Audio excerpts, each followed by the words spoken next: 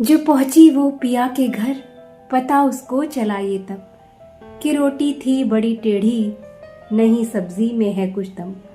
वो अब तक थी जो नंबर 1, नहीं उसमें है कोई गुण। पैसा कमाना आना अलग बात है, पैसे को संभालना आना अलग बात है। अच्छी नौकरी होना, डिग्री होना अलग बात है, लेकिन दूसरों के सामने अपनी बात सही तरीके से कहने की क्षमता होना अलग बात है। आखिर क्यों ऐसा होता है कि अच्छी नौकरी, डिग्री और मन का पति चुनने के बाद भी शादी के बाद हिंदुस्तान में लड़कियां दुखी रहती हैं? आइए समझने की कोशिश करते हैं सुधा मूर्ति द्वारा लिखी कहानी क्राइसिस ऑफ कॉन्फिडेंस से। चारू सुधा जी की स्टूडेंट थी, पढ़ाई में बहुत अच्छी थी। उसे बैंक में नौकरी मिल गई और उसने एक इंजीनियर लड़के से शादी कर ली। उसे लगा वो सेटल हो गई।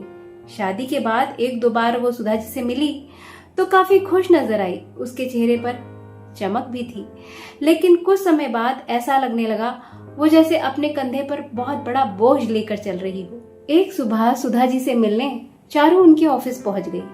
सुधा जी को बड़ा आश्चर्य हुआ, क्योंकि वो जानती थी कि चारू उन्हें सुबह ऑफिस में आकर कभी डिस्टर्ब नहीं करती। मगर सुधा जी को देखते ही उसकी आंखें छलक आईं।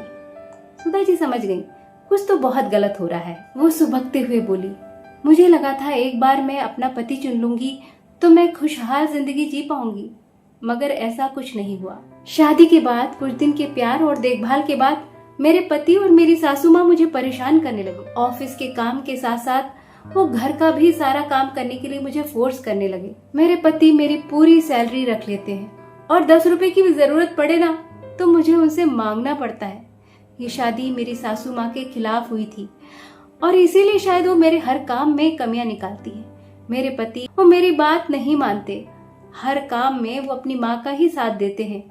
यहाँ तक कि वो जो भी कहते हैं मैं करने की कोशिश करती हूँ, उन्हें खुश रखने की कोशिश करती हूँ, पर फिर भी वो खुश नहीं रहते। हमारे देश में ऐसी लाखों चारू हैं जिनके पास अच्छी डिग्री है, नौकरी है, फिर भी शादी के बाद जैसे समस्याओं का पहाड़ खड़ा हो जाता है। मगर किसी की इज्जत करने का ये मतलब नहीं है कि हम अपनी इच्छाओं को पूरी तरह मार दें। घर वालों का ख्याल करते समय अपना ख्याल भी करना आना चाहिए। खाली ग्लास से किसी की प्यास नहीं बुझाई जा सकती। चारू को चाहिए था कि वो अपने पति और अपनी सास से अपनी बात कहे, उनके सामने अपनी समस्याओं को रखे और अपने अधिकारों को अपने पास रखे। अक्लमंदी इसमें है कि जिनके साथ जिंदगी गुजारनी है उनके सामने समझदारी से अपनी समझ और अपनी सोच को भी व्यक्त करना आना चाहिए।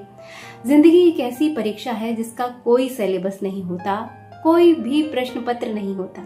शिक्षा का मतलब सिर्फ अच्छी डिग्री, पैसे और नौकरी नहीं होता। जिन्हें सभ्यता से दूसरों का सम्मान करते हुए खुद को व्यक्त करना आता है वो कभी दुखी नहीं होते।